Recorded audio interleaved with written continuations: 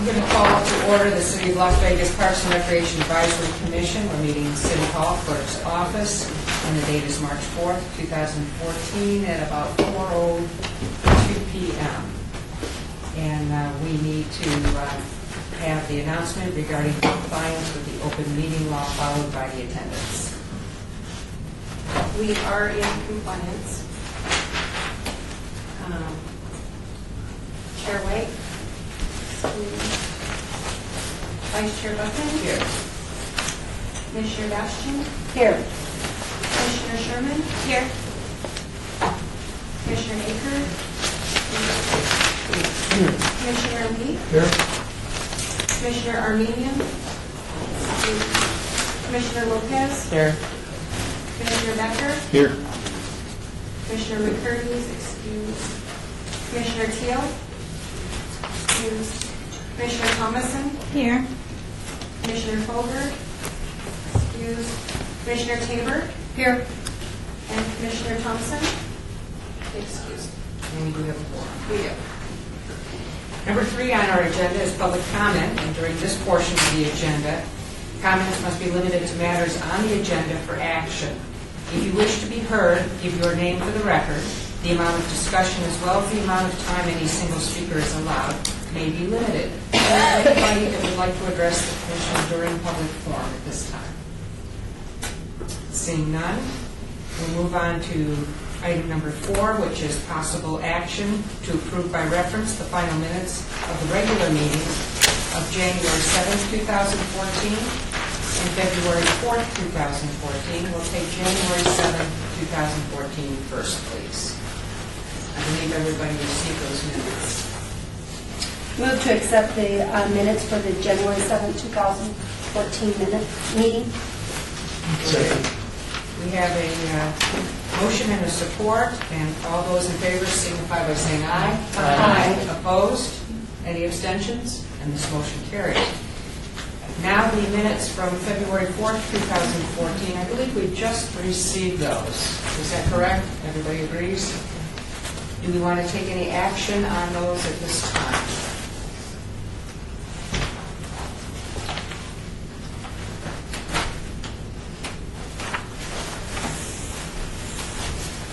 Do I hear a motion to obey the minutes until next month, or would you like to address any questions? I move to accept these minutes as written. Okay, we have a motion. Do we have support? A second. And we do have a second.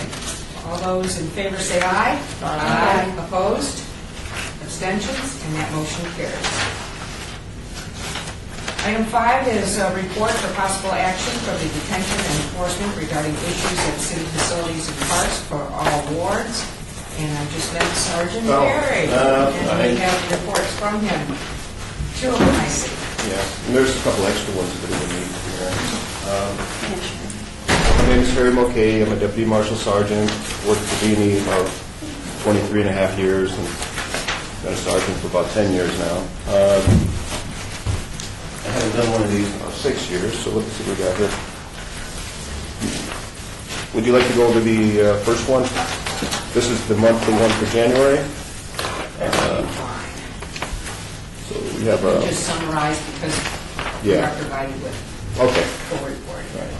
And this basically, the front page just does summarize everything for the various wards, and then we have, ward, each individual ward follows it. And this report here just shows, one of the things it shows is it compares from January 2013 to January 2014. We had a 22% drop in arrest reports. We had a 80% increase in incident reports, 17% increase in citations, and 38% CFS is call for service. And then it breaks it down by the wards, things like that. We have a number of dispatched calls, and the average dispatch time is listed here. And the most prominent arrests per ward, for example, Ward 5, prominent being, whether like substantial felonies or something like that, or a large number in this case, was in Ward 5, which we had a lot of, like 5 narcotics arrests. And our most, where are we down here? Well, in the bottom one, it also talks about where our top locations, which in this case are parks for, for activity. So, do you have any questions on those? This one here. Any questions for the sergeant? Well, then I'll go to this other one. Arlene Brooks, who works with us, she put this one together. She basically summarized, this one summarizes all last year, calls for service, how many arrests, how many citations we issued, and how many, things we had there. It goes by ward, if you look all the way across here. So, for example, Ward 5 had almost 1,500 calls for service last year, which is it's a decent number. Ward 3 had over 1,600. Chair, so the 1,600, say in Ward 3, those are all in parks? Or Well, it could be parks, it could be recreation center. I mean, Okay. yes, it would be not residences, but it would be Right. city, city. Okay. Hunteridge Park, are you familiar with Hunteridge Park? What kind of calls have you gotten from that park?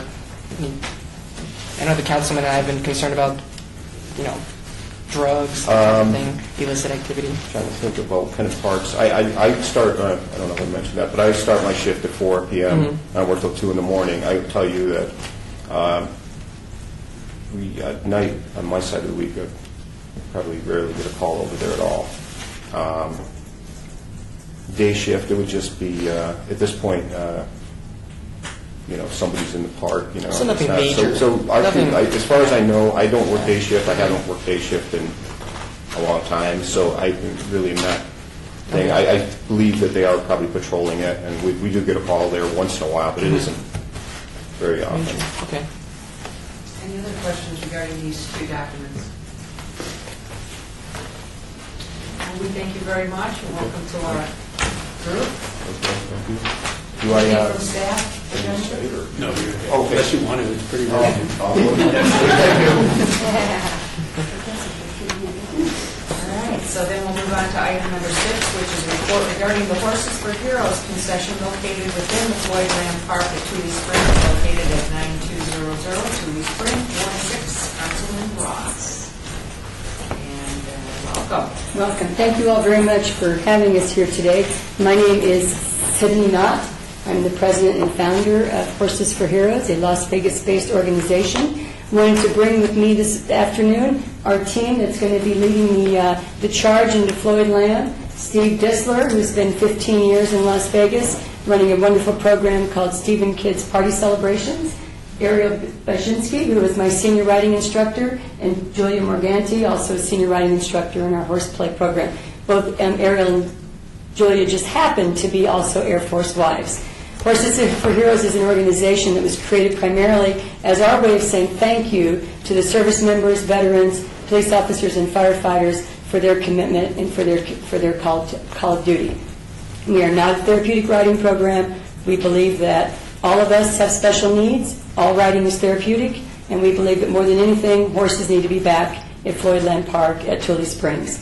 We are presenting in the month of March an event we call Horses for Heroes Days at Toohey Springs, which is a first step into the park, and it is a open house for the entire community. It is free for the entire community. Our ribbon cutting is Thursday at 1 o'clock. Our grand opening is this Saturday, March 8th. We'll be open the entire month, and we have flyers for you to post around. It's going to be an exciting opportunity. This has all been made possible not only by the leadership of Councilman Ross, but through the support of the AGC Las Vegas and the AGC of America. Were it not for Guy Martin of Martin Harris, Taberti, McCarthy Construction, Helix Electric, and others, it would have just been a vision and a really great idea. But thanks to the AGC stepping in as their community service project called Operation Opening Doors, in 2 weeks we have taken a big piece of dirt and turned it into a beautiful equestrian center. that when you see it, you will feel like it's been there forever, and that's what's so exciting. The white wooden fence, everything about it does not look out of place. It looks like if you hadn't been to the park for a few years, you would think it's been there forever. So we are very excited. Just so you know a little bit about what we do, we are not a typical, what I would call a string operation. We are not a place where you go for trail rides like you would go to Bonnie Springs or Cowboy Trail rides. Those are wonderful operations. The difference is those horses that do that are followers. You get on the horse, you ride out, you come back. That to me has as much bearing on horseback riding as going to the speedway on Lake Mead and riding the little mini cars has as much bearing on driving. Our program is an instructional program, so just like when you go to the ski slope, you will learn how to ski before you go up on the chairlift. At our organization, you will learn how to ride a horse before we take you out on the trails. And if we do take you on the trails, it will be as a family or as a small group, 3, 4, 5 at the most. We're not going to ever take 20 people out and 20 people back. That's not what we do. If that's what you want to do, we encourage you to go to the other facilities like Bonnie Springs and Cowboy Trail rides. But when you come to us, you learn about the respect, the trust, you learn about the hard work, the ethic that goes into not only horseback riding, but potentially horse ownership. We have farm animals, so we're going to learn all about the care and responsibility that goes into taking care of farm animals. And we hope in a small way to bring back the feel of the 1940s when, as you know, Floyd Land was a working cattle ranch where it was totally sustainable and everything they had. We hope to have chickens and eggs, and we want to teach the youth of today where things come from, and where they come from is not the grocery store or the government, but they come from hard work, dedication, commitment, and patience. So we are excited about this opportunity to partner with the city and to be the organization that is bringing horses back to Tule Springs. And one of the things that we do that we're so excited about, we had a PowerPoint that that Lonnie will email to you and share you. But one of the things that we think we do best of anybody is camps. We've been described as a YMCA with horses. Steve will be leading our programs and activities in our summer camps. We do birthday parties, but our summer camp, people come out and they really learn what it means to not only be a cowboy and a cowgirl for the day, but they learn about team building and leadership and respect and just how to get along with others. So we're excited to be in the park, and we hope to be a partner for many years to come. This sounds like Dude Ranch. Yeah. So maybe someday we could overnight. That was in our MOU. We would love to have a little bed and breakfast out there one day, but we'll see. Baby steps. Staff, any comments as to the relationship?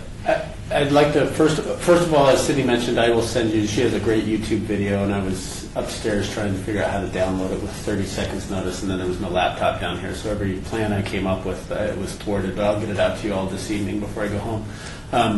I wanted to publicly comment, as this has been very important to the councilman of Ward 6, and we've been soliciting volunteers and RFPing and trying to restore the Western feel and find a quality operator. And Sydney approached us, and like a lot of people we deal with, there's a lot of passion and a lot of dreams, and when they begin to deal with government, there's certainly a lot of barriers, as I'm sure, maybe Sydney won't say that on the record, but we realize that, and Floyd Land is very difficult because there's some restrictions from the state and it's historic preservation.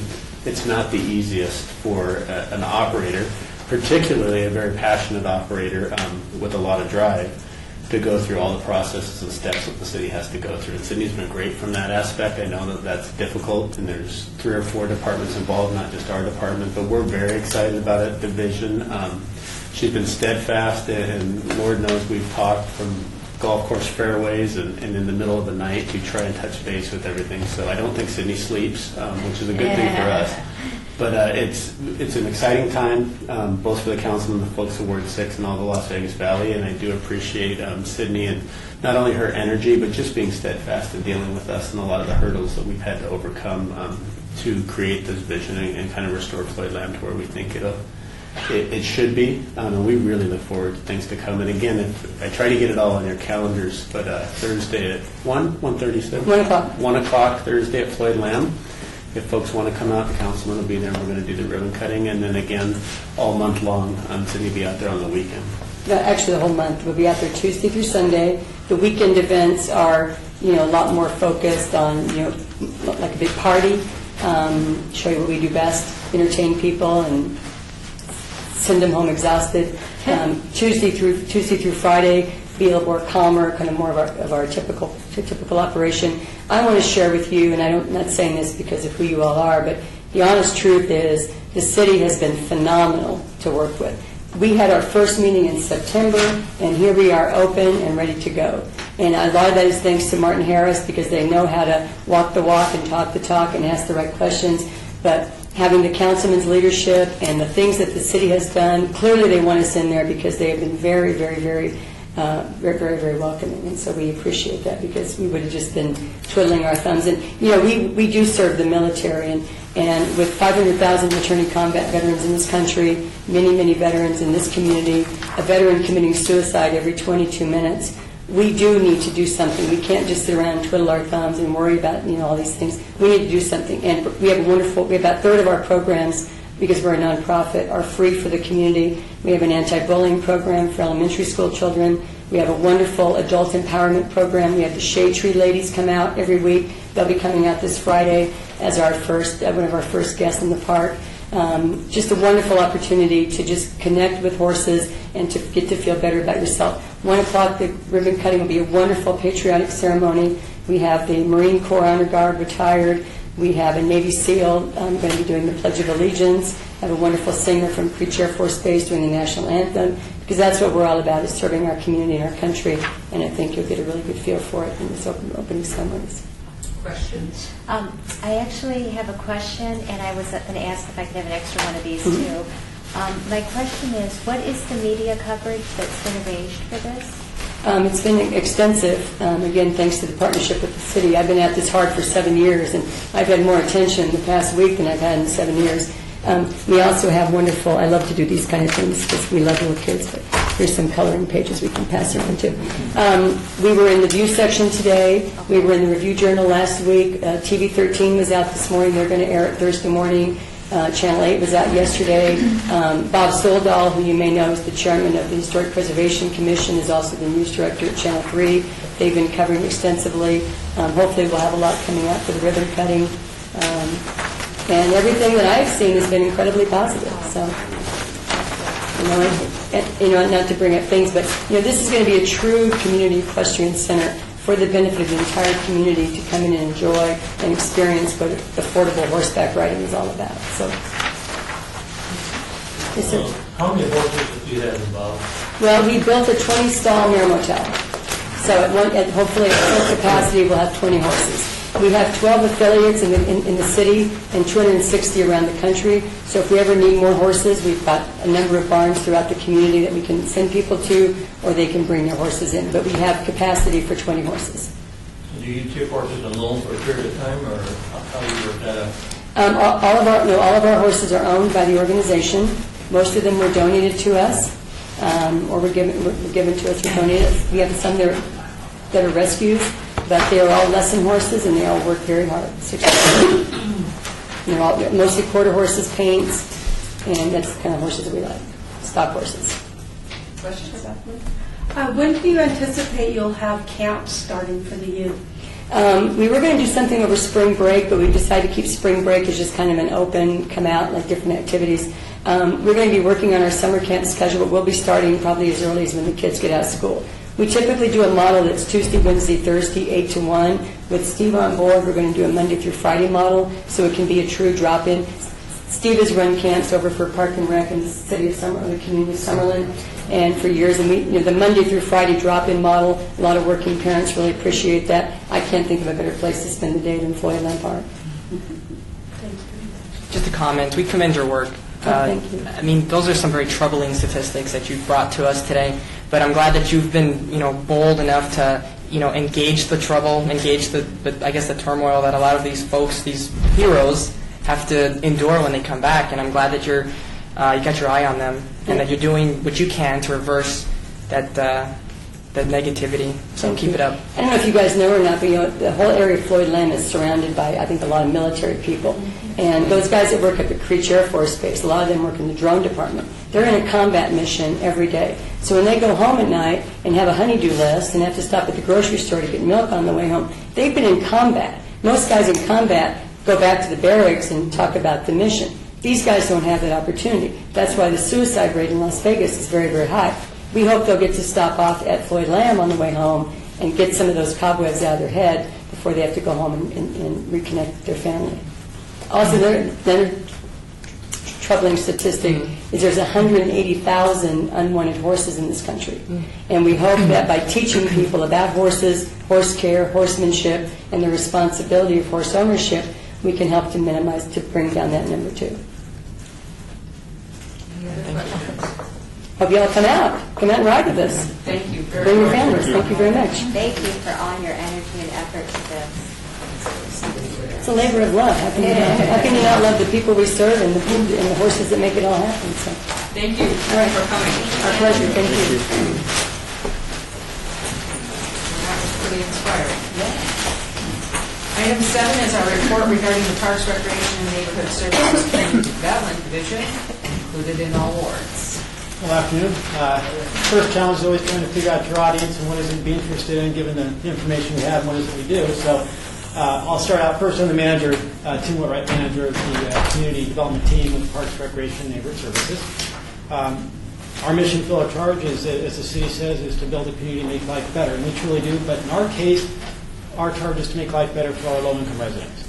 So each year we obtain federal, state, and local grant dollars to do that, which is a dwindling resource, by the way, if you obviously watch the federal budgets each year. Essentially, we look after what I call 3 major areas, and that is community development, which can include, for example, which I think does pertain to this team, this group, is development or improvement of parks and recreation centers. Okay, public facilities, which would include our parks as well. We also deal with infrastructure. We can rebuild streets, sidewalks, those types of things, again, within low-income neighborhoods. Okay. We also provide affordable housing, which can include rent assistance. We can build apartment buildings. We can acquire, rehab, resell, or even rent single-family homes, which we did quite a bit of during this foreclosure crisis. And then we also deal with homelessness. So we can, again, build facilities, homeless shelters, provide services to the homeless, and again, using the grant dollars that we obtain each year from the federal, state government, as well as the local funds that we have. I wasn't sure. I thought I'd kind of let drive if you all have questions, so I'll review through. I do have a couple of booklets I can pass around that really deal with a lot of the affordable housing that we do. And again, if there's an interest, I'll pass those around. You can take a look at these. It's all the same book, so you can just kind of spread that one around as I speak to you. With respect to parks and the facilities, and certainly those areas where you're all making recommendations that affect our policies for our parks and our natural recreation facilities, I did just take a quick listing to name some off. Doolittle Senior Center, for example. We made improvements to that center, added, made good additions to it, as well as to the Doolittle Park area. Doolittle Community Center is another one we had our hands in, if you will. East Las Vegas Community Center, if you're familiar with that one, we actually built that entire facility, bonded against it, and then we actually paid it off over a 10-year period, but we actually constructed that one. Then to the smaller projects. So we're familiar with Roberta Johnson Park, very small little circle park in West Las Vegas community. Went out there, it was strewn with glass and every piece of debris you could think of, and cleaned it up and turned it into a park area that children could actually use out in that neighborhood. Rotary Park is another one. We actually improved Rotary Park back in 2006, 2007. I believe we had some water feature set as well. So it was about a $2 million project, if I recall. Mirabelli is another one that we've made improvements on. Stupak Community Center, if you're familiar with that one, that's another one, much like East Las Vegas, we actually built, constructed it, and paid for it over a 10-year period of time. In fact, we're still paying on that one, actually. A few years to go yet. Another one would be pools as well, by the way. Municipal pool downtown. Have you seen that one? It's in the glass, almost like a greenhouse. Okay. Actually constructed that one using grant dollars as well. So that's just a sample of some of the projects that we've been involved in. Again, it always pertain to recreation facilities or parks, if you will. One of the other things that we're in charge of is we developed, in fact, we're working on right now, is developing an actual capital improvements plan list for grant-funded projects.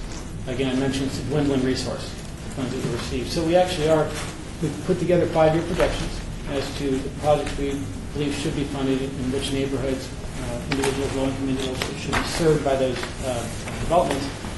And that becomes a part of the city's overall plan. So that when the city council is making decisions about capital improvement plans on a citywide basis, our projects are also being looked at the same time. So it'll be very efficient, basically. It's all been looked at once. Very, very comprehensive look at. So those are plans that we develop as well. We're in charge of doing that and making sure that we balance out the needs in the community and the services that are provided.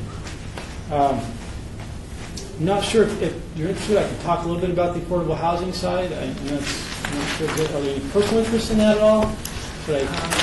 Well, not as much that. Okay. If you can, so there's federal guidelines that help you determine the qualifications, correct? Sure. All right, and then you submit that to the council? Is that how? Yeah. What happens is each year we have there's documents we have to provide to the federal government, for example, that's the Department of Housing and Urban Development, that indicates our needs, whether it be housing needs or community development needs for the homeless. Those documents are turned in order to receive the funds each year. When we receive those dollars, we can then go out for an application process. One of the processes is run through a committee. Much like committee here, it's a Community Development Recommending Board. And that should review the applications, they provide presentations to the committee. And that committee, just like you do, makes recommendations to the council as to who should be funded with regard to those funds. Those are in there are public services, if you will, the services that are provided to low-income residents or citizens. We have another similar in-house committee that does similar work where it's involved in the housing. We have an in-house committee that looks at all of our affordable housing development applications, and they too make their recommendations to the city council as to which projects should be funded. To give you an idea, we're talking about serving individuals who are in what's called 80%, if you will, of area median income. That's basically a family of four earning about $56,000 a year, just to give you a sense of what that means. And that's, again, with all the affordable housing developments that we have. When it comes to parks, facilities, public facilities, that's a part of the capital improvement plan list. That one goes directly to council. That list is not a part of a citizen review committee. That actually goes directly to council. Okay, so then if there's one pot of money and everybody's fighting, the homeless advocates are fighting, the quality of life, that's us. Sure. Issues are fighting for the money, and then there's the affordable housing that are fighting for it, right? Yeah. And so that's... Yeah, what happens is the funding sources of community development block grant funds or CDBG funds, for example. Right. Those can be used for the parks and the public facilities and the streets, those types of things. And a portion of it, 15% of the funds we receive, can go to public services, again, services to low-income residents. Affordable housing has a separate pot of funds that can be used only for housing, if you will. But nonetheless, you're right. It's a dwindling resource, and you have so many needs out there that I don't know if we would fight over it, but at any rate, there's tough decisions to be made each year by the council and by the recommending boards, again, committees much like your own, who make those recommendations. It's tough. It's tough decision to make. Questions? Chair? Tim, when you're talking about that you provide affordable housing to citizens, do you actually provide loans or houses, or what is the service that you provide with the funding you receive? Right. There are a number of different ways. One is of course, through the competitive process of providing funds to affordable housing developers. Again, it's an application process. They want to develop housing for low-income seniors or low-income families or special needs housing. So we provide funds to those developers to build multifamily units, apartments, if you will. Okay, that's one way. So we provide the funds to build it. Once they have those dollars and build the product, it's up to them to operate it. So we're not putting more money in after that. We provided the upfront dollars to help them build it, and that was up to you to operate it, not each other's subsidy, and provide that housing on a long-term basis to local residents. What you'll see in the book I'm handing out, some of that, we have a program, for example, called Neighborhood Stabilization Program, which was to address foreclosure issues. And basically it's to take existing inventory, single-family homes or foreclosed and abandoned, that basically were a blighting influence in the neighborhoods, and actually purchase them, rehabilitate them, and then resell them to income qualified families. So people who come in, they still have to qualify for a loan because we don't want to get back in that same problem again. But they qualify for a loan, and we offer that house at a price that is affordable to that family. Again, so you get someone into the home, taking care of it, eliminating that blighting influence, if you will, and providing long-term affordable housing for a family. Thank you. Other questions? I got a little bit confused. Are the applications by individuals, or is it by a social worker? Is it by an agency? How is the individual application for somebody who's seeking this? Sure. It is not for the individuals per se. What happens when we're funding agencies. So if it's public services, it's agencies that receive the funding. They're applying for it. At that point, the individual would go to those agencies for services. In terms of our housing, it's the developer who receives the funding through a competitive application process. Is there any checks and balances, like in terms of how that really carries through? Boy, no, there ever. When you're dealing, particularly when you're dealing with federal and the state dollars, plenty of checks and balances. We have certainly guidelines on how the funds can be used. Just to give you an idea, we actually get monitored 5 times a year by different agencies. The federal government comes in, the state comes in, the county comes in.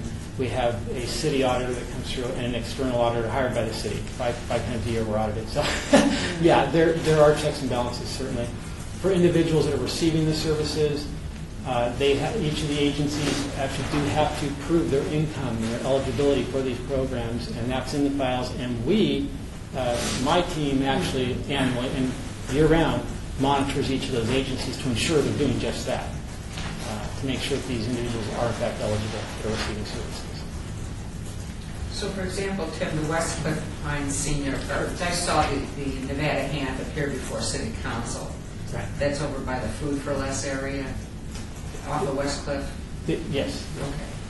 So then they go for the funding, they have to provide the facility, and from then on, it has to be in their charge to maintain it, right? Correct. Okay. They essentially apply for the funding. They say, we have a funding gap in order to build this. And the idea is that, if private sector could do it and still make a profit, then you wouldn't need the grant dollars to do this. The problem is you can't go in and build an apartment building, and because the rents are fairly low, or very low in this cases, and still operate it and continue. So we provide those monies, that gap funding. But you're correct. Once the money's provided, then yes, they are on their own, and it's up to them to operate it responsibly. Any other questions? Well, thank you very much for providing. Thank you. You want these back, right? Actually, you know what? You can keep those if you like. They're actually the 2012 version, so on the housing. So yes, you can actually, if you wish to keep those. Okay, thank you. Thank you. Item number 8 is the report regarding the skate park location at Justice Myron 11 and J.C. Community Park located at 2100 East St. Louis Avenue. Councilman Coffey. Hello, Mike Havercourse, Parks and Rec Neighborhood Services, and the skate park at 11 J.C. Park is coming along well. They've started several weeks ago, and they're on a tight timeline as it's federally funded, and they have to be done July 1. So they've, in its core construction, they're doing a great job. They're actually really working closely with the user groups out there, the Horseshoe Club, the Bocce Clubs, and making sure that all those measurements are accurate and everyone's happy out there. And this is a rendering of the skate park. It's not a typical skate park as some people look at, like a big bowl of concrete and there's jumps and stuff in there. This is not going to be a bowl. It's going to be more of a flat surface. Some people are just sort of nicknaming it like a little go-kart racetrack area, so people will be able to just go around in the circle area. And it'll be a nice addition for that park. There's not a skate park in that community, so this will be a nice area add on to that. And like I indicated, the grand opening will be sometime in June, because I'm sure it'll be done by July 1 for that. A few other CIP projects. Stupak Park is, you mark your calendars, March 13th at 3:30 will be the grand opening for that, and everyone is welcome to join there. That park is actually already completed, and we are just waiting for the grand opening for that. It'll be a nice little ceremony for that. And let's see, Garside is underway also, moving along very great. It's court construction again. They're doing a great job, and that will be done, ready for summer. We're hoping before Memorial weekend, and so May, June, that will be done also. You need one-way arrows? Yeah. I'm not really quite sure. Skateboarders and scooter individuals, they have a good knack, if you've ever gone there. They have a sort of a rule of the community. You sort of got to learn it. And who's got the right of way and who doesn't? Is it the bicycle or is it the skater and the scooter guy? How do they all mix in there? But they have their own little rules that they got to abide by. So it's going to be, it'll be nice. I've watched them before out at the Rainbow. And like, Yeah. oh my gosh. Yeah. And a lot of them have requirements. They have to have helmets on, and they all pretty much know that. They wear them. They do. Chair. I'm kind of curious to this new type of structure. What kind of was the decision to change from kind of typical bowls and jumps and that kind of skate park we've seen for a while? I think, I'm not sure if it was a construction cost, because obviously with a bowl you're looking at essentially a swimming pool, and this one is more of a flat with just a concrete area, and all were just the needs that are out there. A lot of competitions that are going out there are sort of like an Anthem. There's a skate park. My son, he's a scooter guy, and there's a lot of competitions and a lot of the competitions are now going to the flat areas where they're just doing a lot of tricks and stuff and not in the bowls. I'm not sure if that's the reason, but I was just kind of curious what, if the users' interests have changed, to. And that park is pretty, it's packed. That's a busy park. There's a lot of stuff going in there, and we're staying on that northeast side corner, staying in that area there. That's where this is going specifically. Any other questions? I was just going to say it looks good. I was at the site today. Oh, were you? And it's progressing. It looks cool. It's impressive. I've never seen something, grow. So yeah. It looks good. So I look forward. I know a lot of my friends are stoked about it. So I'm not, but I don't skate. Well, They are. I could take my grandkids there and just Oh, wow. on that flat surface. And not the 10-foot drop down. They will be flipping. We have these extras right here. I didn't know if you'd like to pass those back down to Mike so that you can come for his files. Anything from staff regarding this? We're excited. It's obviously there's a lot on building out. Commissioner Bastian knows is we cut our extreme sports program during our fundamental service review when the economy turned. But our national organization still tells us that there's more children involved in extreme sports than there are in stick and ball sports. So it's still a movement, and with obesity rates of children, we're happy to have the active engagement in the park. And now there's a new market. We have a lot of event organizers actually approaching us to see if they can use our skate parks. So we're excited about it, and we're excited for the ward because it's not an amenity we have in the J.C. Park location or the Myron Levin location. Anything else? Thank you, Mike. Thank you. Item 9 is report for possible action regarding organization projects by Lonnie Zimmerman, Deputy Director of Parks, Recreation, and Neighborhood Services, for all wards. Unfortunately, I have to apologize for transcribing it as number 9 differently. Typically, it's the Deputy Director announcements, but you'll have to accept it as a report and vote on it. Just a couple of upcoming events is, for those of us that are parents and grandparents or just genuinely curious, summer camp online registration will start April 10th. Commissioner Bastian. Walk-in registration starts on April 12th at 5 p.m. Horses for Heroes, as Sydney talked about, the grand opening is this Thursday at 1 p.m. at Floydland Park. And for those that haven't been out there, if you go in, it is in the northeast corner where the community garden is also, and if you were looking for line of sight, it is just east of the huge barn. As Mike Habecourse talked about, Speed Pack grand opening is March 13th at 3:30 in the afternoon. April 7th, the City of Las Vegas and Adaptive Recreation is partnering with Nellis Air Force Base for the Wounded Warriors tryouts. We'll have about 320 soldiers participating to make the Wounded Warrior teams in track and field, volleyball, basketball, and cycling. Corporate Challenge opened last Saturday with the opening ceremonies, the parade of banners, and the executive relay. The city didn't do too well in the executive relay, but it will take place for the next 13 weeks, and I'll provide you schedules. In fact, when I send the YouTube update for Sydney, I'll send the Corporate Challenge schedule as well in case anybody wants to stop by events in a specific ward. And on March 15th, Nevada Department of Wildlife and the City of Las Vegas will have an event at Floydland Park for Fishing Day for those anglers out there that want to go out and fish. A free fishing day? That's all I have this month. The question? Sure. Well, I had actually an issue that was not regarding that, but it's not on the agenda. Could I still bring it up? Something that's I think so.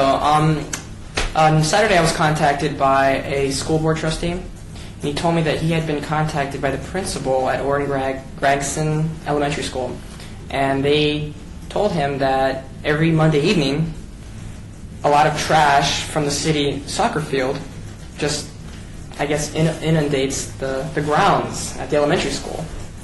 And he was just wondering what we could do about it, if we could address that issue. I haven't been out there, but he says it's a mess. Yeah, we don't permit Gregson. I'd have to look at the field that's associated with the trash that be coming Now, from. he told me that it's operated by the city, so the soccer field. So And Gregson's not permitted by us, but I'll check into it. See what's coming in that. Any other questions regarding Lonnie's report? Okay, we'll move to item 10, which is citizens' participation. Public comment during this portion of the agenda will be limited to matters within the jurisdiction of the commission. No subject may be acted upon by the commission unless that subject is on the agenda and is scheduled for action. If you wish to be heard, give your name for the record. The amount of discussion on any single subject, as well as the amount of time any single speaker is allowed, may be limited. Is there anybody that would like to speak during citizens' participation? I have just a question. When you have an idea about improvements in your ward, or a person comes and speaks to you, where does that idea begin? Let's say they want a skate park in their community. Where do they go to first? Well, it what goes happens? several different ways, and it follows a different chain that all typically ends up on mine and Jim's desk. Is if the reports, if it's a developer, it typically starts at either the planning director or council person because they're talking about it. It goes in the past. A lot of that vision was quickly moved on because the city had time and money.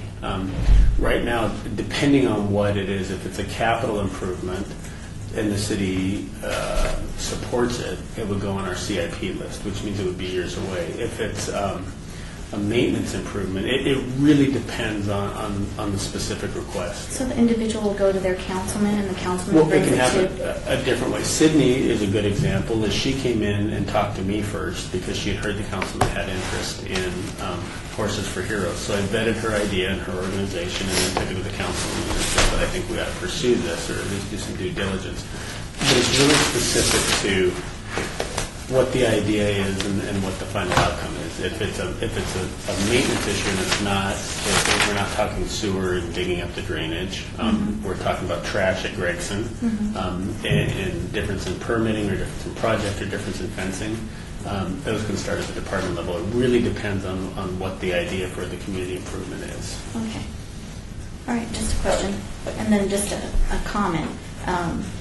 I am part of Northwest Girls Softball, and we just had our grand opening on this past Saturday, and Mayor Goodman attended, Commissioner Brown attended, and Mayor Pro Tem Anthony.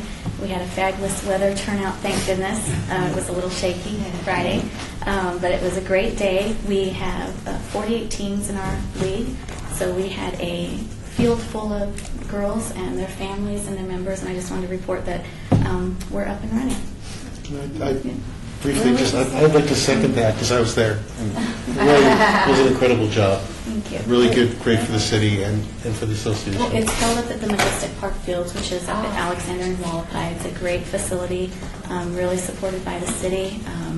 It's just great. I've been a member up there for many years and hope to for many more. Speaking on that also, April 6th is a Sunday, and this will be our second Sunday that we will do Earth Day at Majestic to tie in with World Day in April.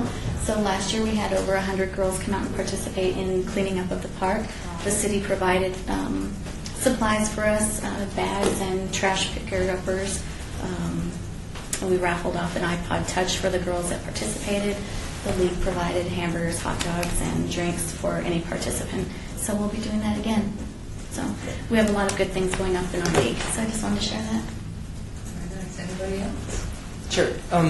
Lonnie, you said CIP? You said Capital improvement. Oh, yeah. I just want to know what that stood for. Thank you. Anybody else?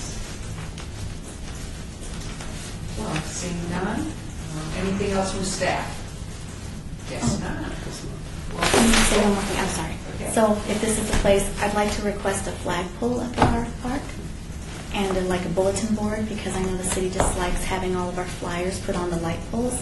So it'd be really We're nice. talking I'm sorry, At Majestic, yes.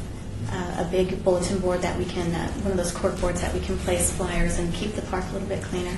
But definitely the flagpole would be great. There's not a flagpole at the park.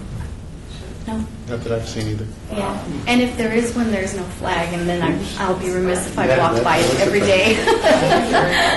But I didn't know where to turn that request No, into.